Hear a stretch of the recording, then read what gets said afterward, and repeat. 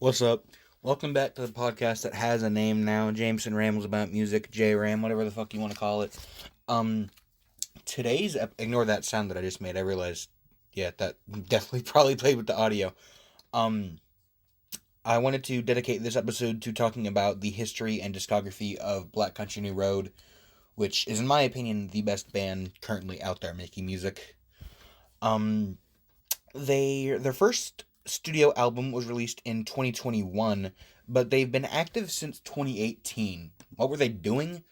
Uh Given their Psalms time to cook, I guess, because they came onto the scene with some pretty impressive shit. So in 2018, a band called Nervous Conditions had a few members, but six of those members split off and created a band called Black Country New Road. That's where it came from. It was an offshoot of another band. Um, and then the other band broke up after whatever. Um, then they put out a song, their debut single, Athens, France, which Athens, France is for your first single. I don't think you can really do better than Athens, France. It's unlike any song I've ever heard in the sense of like the way the guitar riff in the beginning is, and then the fucking beautiful like American football esque twinkle guitars towards the end are so pretty, and the songwriting is awesome. And notice that the version of Athens France released as a single is spelled Athens possessive, whereas on the album it's Athens just comma. That's some deep name shit. I heard someone on Reddit talk about that. I'm not a redditor, but when I'm researching music, I use Reddit. I know it. I kind of have to, but I don't know what just fell.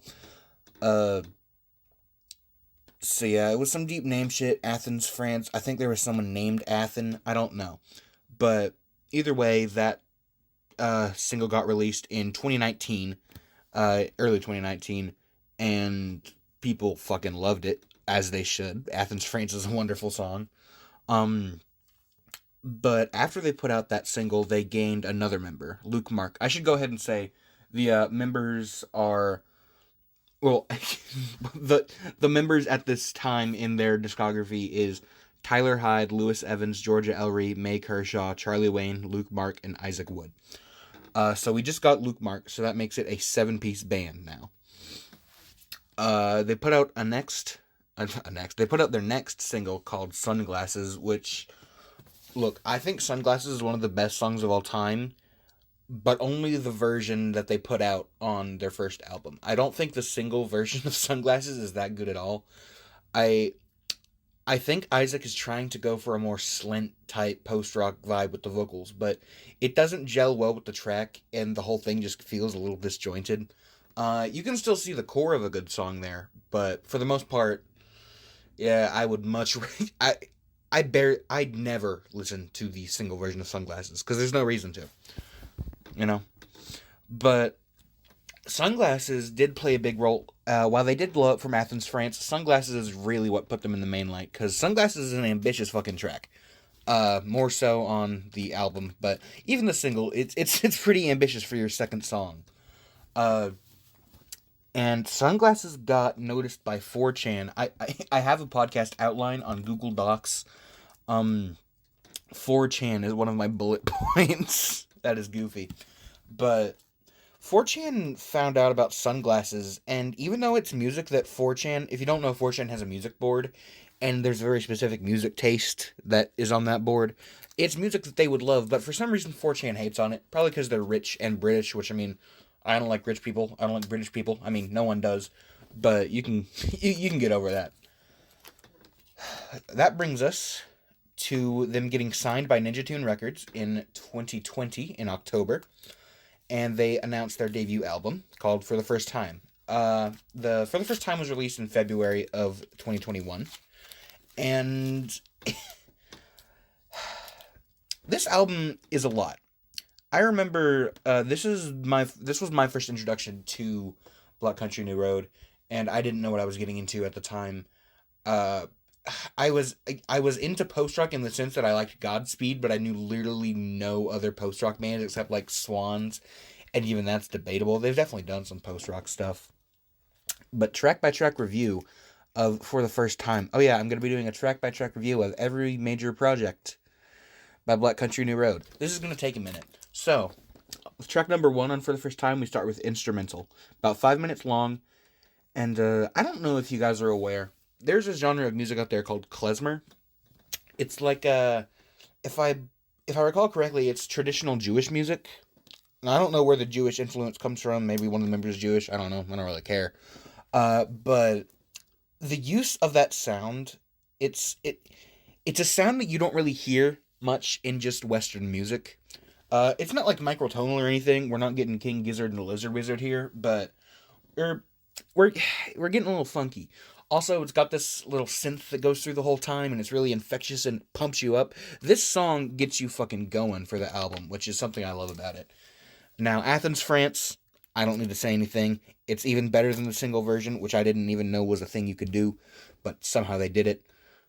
Fucking awesome song. Science Fair was my least favorite song when I first listened to it. Uh, Mainly because I hadn't really gotten much into post rock, and this is a very Slint type song. Like this is 100% like a Slint tribute song. He even recognizes that in the lyrics, you know. Uh, and at that time, I wasn't really fucking with Slint. I was only listening to Godspeed and Swans, so I didn't really like that sound. But over time, as I got more into Slint and whatnot, Science Fair has grown on me exponentially. It's really good. Sunglasses, the album version, is the next track. And it is the best fucking thing I've ever heard. Okay, no. I'm reserving that for another song that I'm going to talk about. But this one's a close second. So, it's 9 minutes and 50 seconds long, making it the longest song on the album. And it's the 4th track. There are 6 tracks in total. I probably should have mentioned that. So, after this album, it's a pretty swift move to the, or after this song, it's a pretty swift move to the end. But Sunglasses, I can't sing Sunglasses praises enough. The structure is wonderful. It's like a, how many parts? Two parts, yeah. I was thinking of Basketball Shoes. That's like 4 parts, but uh, Sunglasses is 2 parts, and I love the duality of the way he is talking, and the lyrics and the symbolism and the fucking instrumentation. I love the intro that they added for the album version with the distorted guitar. That is awesome, and like complete makes the song like 10 times better. I love the intro. Also, I love the whole Kanye line. That's always a classic meme. Also, what's the other meme from that song? Fuck, I can't remember. The absolute pinnacle of British engineering. That's a meme. Next song we got track X. This song, I kind of skipped it when I first listened because it wasn't what I wanted to listen to. But coming back to it later, I enjoy it a lot more. It's definitely the quietest song, and it's more laid back. It's mostly just got some guitar, some sax, and some background vocals and main vocals. It's a pretty chill track to prepare you for the closing track, Opus, which is 8 minutes long and the second longest song on the album. Opus... Do not, if you're ever listening to music in the car and Opus comes on, turn it off. I one time I was driving and Opus came on, and it was like, it wasn't rush hour, but I was going really fast, not like speeding, but just, on a fast road, and there was a lot of cars, and I was playing Opus, and I felt like I was about to fucking die at any second. This song is intense. It builds to a giant fucking crescendo that ends the album, and then it's just over. I think this album's great. Probably like an 8.5 or a 9 out of 10. It's grown on me since I first heard it. It's grown on me since hearing Ants From Up There, which is strange. But speaking of Ants From Up There, I feel like we have more history to discuss. We do. Click over on the podcast outline because I forgot what I was going to talk about. Alright. So, on October 12th, 2021, they announced they're doing a second album. It's called Ants From Up There, and they released the first single, Chaos Space Marine. This was kind of a stupid idea to release Chaos Space Marine as the first single. I mean, it's a good song. I don't think it's very representative of the project as a whole. Maybe that was their intention. I don't know. But, yeah, it's an interesting choice. The singles they put out was Chaos Space Marine, Bread Song, which That's a horrible single. Great song, horrible single. Concord, great song, great single. Snow Globes, great song, okay single. The singles from Answer Up There weren't really anything to write home about. Like, listening to them isolated from the album, I mean, they're good songs, no doubt, but they really work best when in sequence with all the other tracks.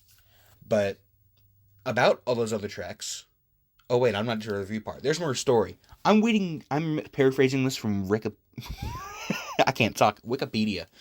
I like skimmed over the Wikipedia article the other day and like just kind of took some fucking notes. Uh,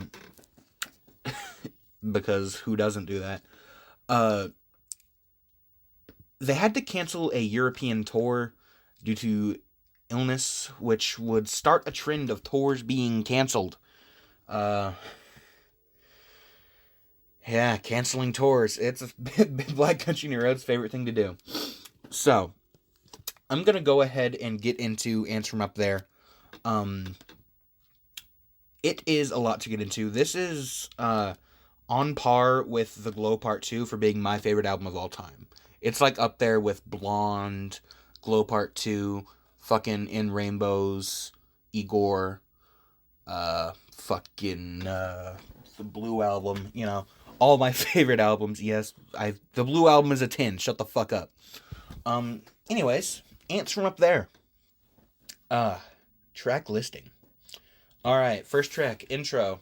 Who would have thought that the intro is the first track? It's a nice intro. Not really much of a song. Some nice strings. I like the vibe. I like the way it builds, too. But it builds pretty quickly into Chaos Space Marine, the second track. And there's something about this song. I don't know. I love this song, and I love every song on here. But I feel like this doesn't really fit here. I don't know. Not in a bad way, though. Like, if Chaos Space Marine comes up, like, I'm listening to the album, I don't skip Chaos Space Marine. No, it's a great song. It just feels a little out of place, but not in a bad way. Just kind of like it sticks out. Next song is Concord, which is by far the best single they released. Concord is kind of like a masterpiece, Not kind of, it is a masterpiece of, like, everything. Songwriting is great. The analogies and metaphors with the planes and the Concords, it's nice. The music video is interesting. It's got an ant in it. I guess Ants from Up There. That's where that comes from. That music video is fucking strange. They don't really do music videos. Track number 4. Oh, I didn't even give my opinion. Yeah, I did. Concord's great. One of my top songs on the album, easily. Bread Song was my least favorite song when I initially listened to the album because I'm a very rhythmic person. The first instrument I ever played, I guess, was technically piano, and then a little guitar, but barely. It was really drums, and, I've grown since then. I play fucking 1,000 instruments, but drums and bass are still my favorite. Those are very rhythm-heavy instruments. And the chorus to Bread Song is written in free time. If you don't know what that is, most music's 4/4. 1, 2, 3, 4. But free time, there's none of that. No counting. Just fucking... just play, bro. Who needs to count? Just play. And I did not like that at first, because it did not sit well with my logical, rhythmic brain, but, once I adjusted to it, it was fine. It's also a bit long. 6 hours, not 6 minutes, 20 seconds. It is the longest song that is not one of the last 3 songs. Oh yeah, this album has 10 songs. The last 3 take up half of the runtime. If that tells you anything about the kind of album we're dealing with here and the kind of songs that appear later on. Good Will Hunting is a fucking banger. I think it is the best before,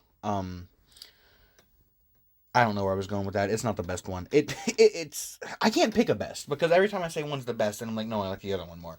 So when I say it's the best, that doesn't mean it's the best. That means I think it's amazing. Whatever. Unless I clarify, I actually think it's the best. I'm so tired. Good Will Hunting, like I said, is great. I really like the uncommon time signature riff that goes through most of the song. It's you can bob your head to it, but it's also just like it's a great song. I can't really explain what makes Good Will Hunting good. It's just you have to listen to it and feel it and kind of like move to it and feel it and you'll get it. Haldern is a little bit long, but I don't think it overstays its welcome. Uh, I do think that it kind of it's kind of like a gate between um the first half and second half of the album. Because the second half, I mean, starts with, I guess, technically the place where she inserted the blade, but the next track, Mark's Theme, is an interlude that brings you to the second half. But anyways, Haldern is good. It's very sax heavy, and it's very dynamic. It gets loud and quiet and loud and quiet, and it's nice. And it eventually builds to this like crescendo. And I love the strings and the sax, and it's a great song, bro. It really gets my fingers a snapping. Mark's Theme, like I said, it's a sax, piano, and maybe bass interlude. I don't know if bass is on there. It's really, really pretty. I mean, I'm not going to say it's the best song on here because it's an interlude, but it's really pretty. That brings us to the first of the final three songs on Ants From Up There. That being The Place Where He Inserted the Blade. At 7 minutes and 13 seconds, this is the longest track on the album so far. That's a that's the trend that continues with the next tracks. They get longer. But in these 7 minutes, I mean, 7 minutes is a long time. Isaac packs so much fucking emotion and genius songwriting into these 7 minutes that I'm not convinced he's human. It's, if I didn't mention this album, I didn't. It's a breakup album, in a sense.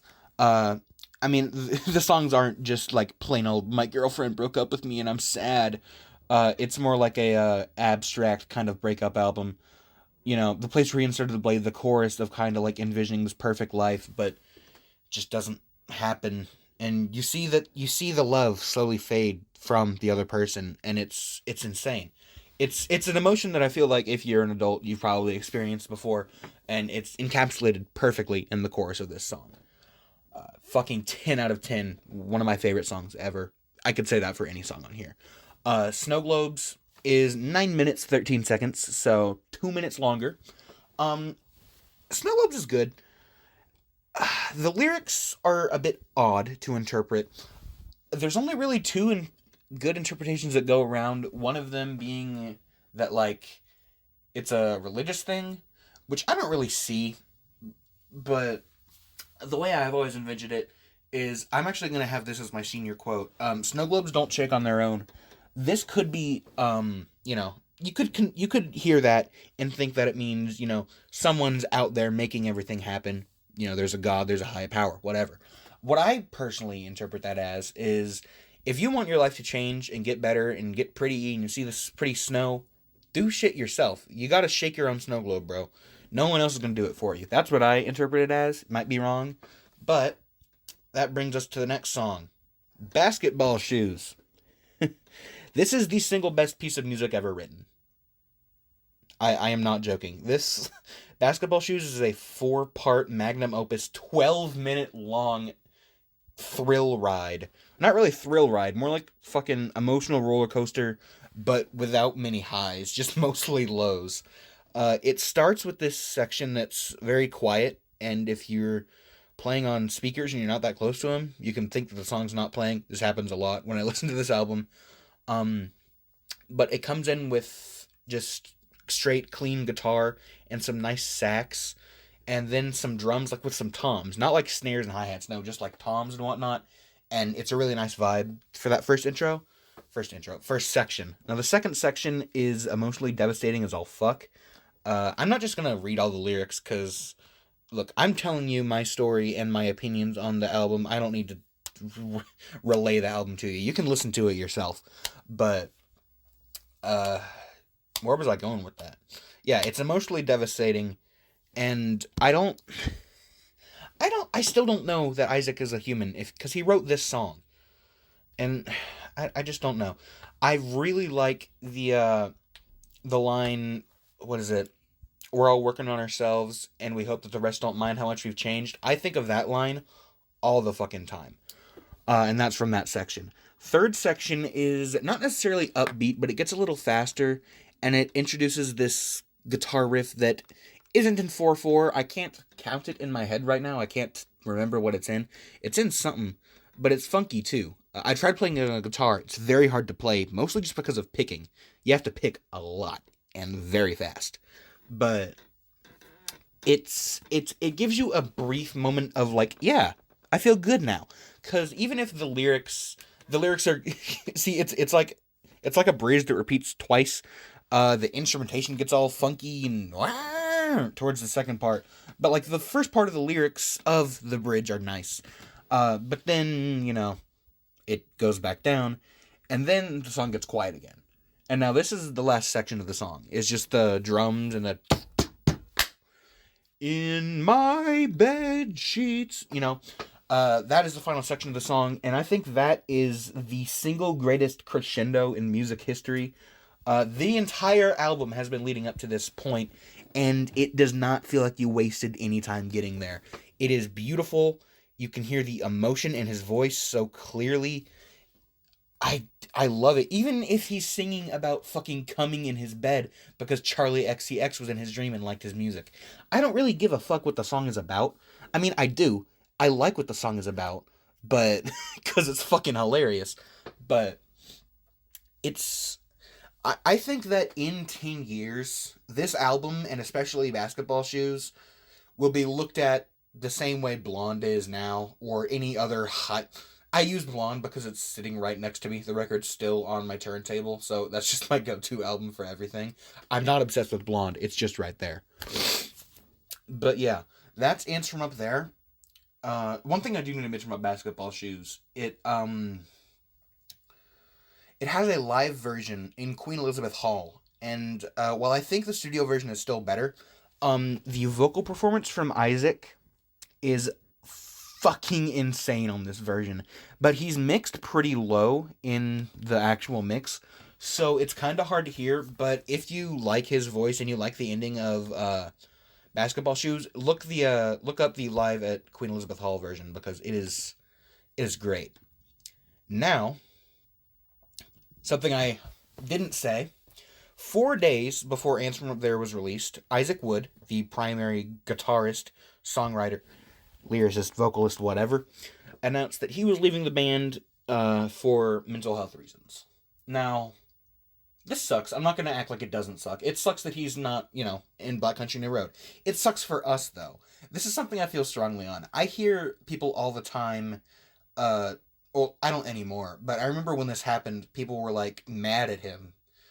Bro, he doesn't owe you shit. Sorry to bring up Frank Ocean again, but I see the same shit with Frank Ocean. People are mad because he hasn't dropped an album in 6 years or whatever. He made Blonde. What the fuck do you want from him, bro? You don't deserve anything. Whatever you get, you can get. And is your entertainment really more valuable than one person's mental health? He made a masterpiece, right? And he doesn't want a life in the spotlight. Would you want a life in the spotlight? No, that sounds fucking stressful.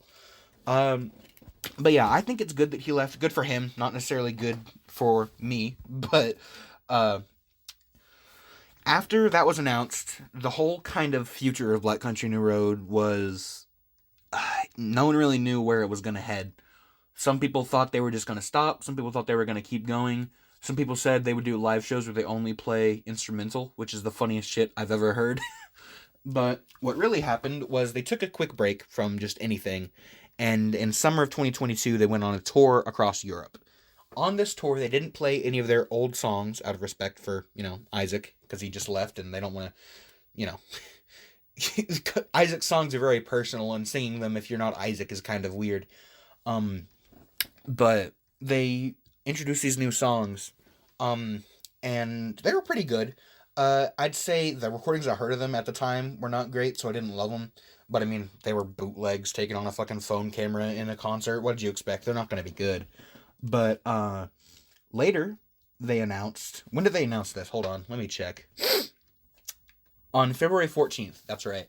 They announced, Live at Busch Hall, which is a concert film / live album, that apparently... It's a video of a concert that was, performed in December, which I didn't even know about. But it came out in February.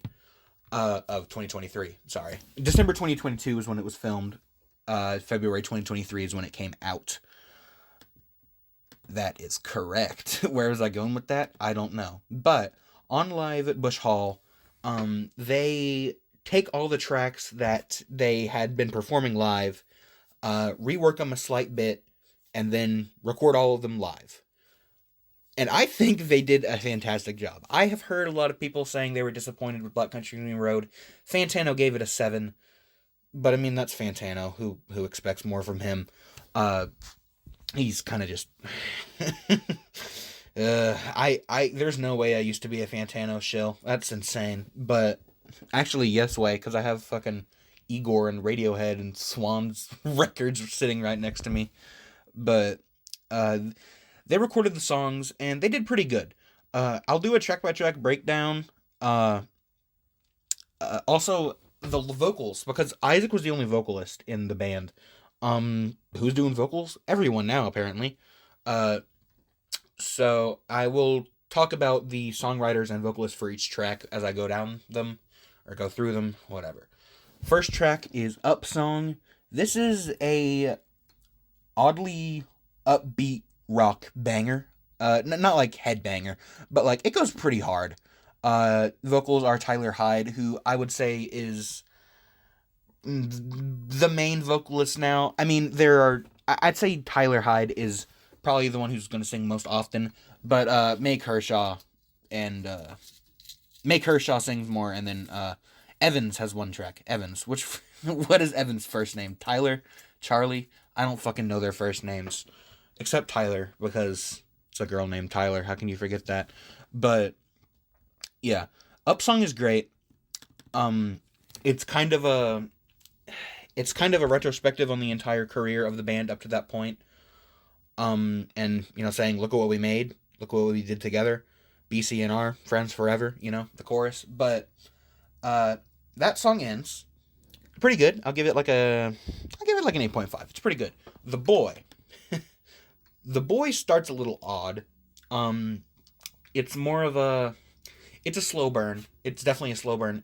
It's split up into 3 chapters. Also, the vocals on this are by Meg Kershaw, the pianist.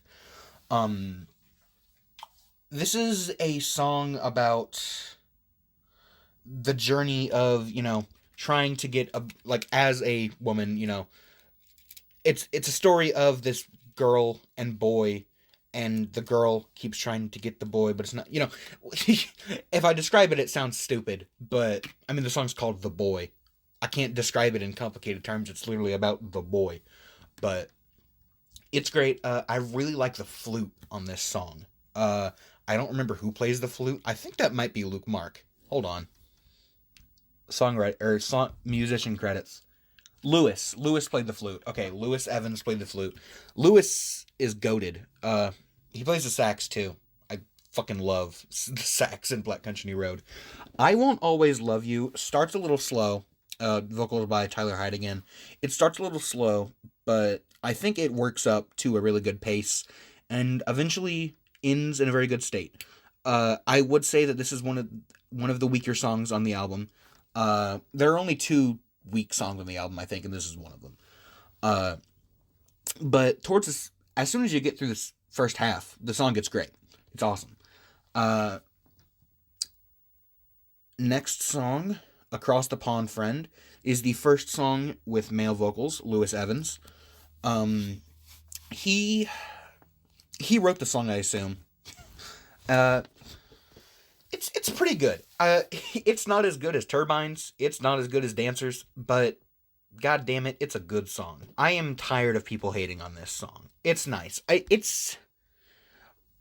think the kind of dissonance in the beginning of the chorus is what throws a lot of people off, but as someone who went through a huge jazz phase, give me dissonance, I will eat that shit up. I love dissonance more than harmony, okay? I will fuck up some dissonance. But I think the dissonance adds a great layer to it, but I guess some people don't. Laughing Song is a masterpiece. Vocals by Tyler Hyde. It's kind of a retrospective on when life used to be good and when you used to laugh. I'm not going to get into the whole theme, but I very much like the chorus or the bridge, whatever it is, where whatever you would call it, the section where she lists off the names of all the tracks on the album, but in a musical way, and it sounds really good. Um, this song also crescendos, um, and it's awesome. I love this song. Like, I haven't been giving these ratings. Up song, I said like 8.5 or something. The Boy, I'd give like an 8. I Won't Always Love You a 7. Across the Pond Friend, an 8. Laughing Song, a 9.5. The Wrong Trousers is the weakest song on this album. You can't convince me otherwise. That's the one thing Fantano was right about. This song I don't really care for it that much. I'm gonna be honest. It's not a skip, but it's close. If I'm in the wrong mood, I'll skip it. Um, Really, I just think the album could do without it. Um, like, because the next song is Turbines, the fucking best song I've ever heard. I say that about all these songs. Basketball Shoes is the actual best, but Turbines is great. So we're gonna skip over Trousers entirely. Turbines, vocals by May Kershaw, is a slow piano ballad that evolves into a crescendo nightmare, fucking piano, guitar, saxophone. It's it's a very slow song. It's like 9 minutes long, so good old like it's about as long as Sunglasses. Um, but it's very quiet and it builds for a very long time before it gets loud, which I don't have a problem with. I know some people don't like songs building. Bro, one of my favorite albums is Lift Your Skinny Fist to Heaven. That album is entirely just builds to like nothing, but uh I think the build is slow and it really pays off once you get to the part where the vocals, leave and it's just the instruments for the rest of the song. I think once you get to that point, that's just where the whole masterpiece comes into play. This song is great. Dancers, I think is a masterpiece as well. Vocals by Tyler Hyde. Um, it's I can't really tell you what the song's about. Like, I know the lyric kind of.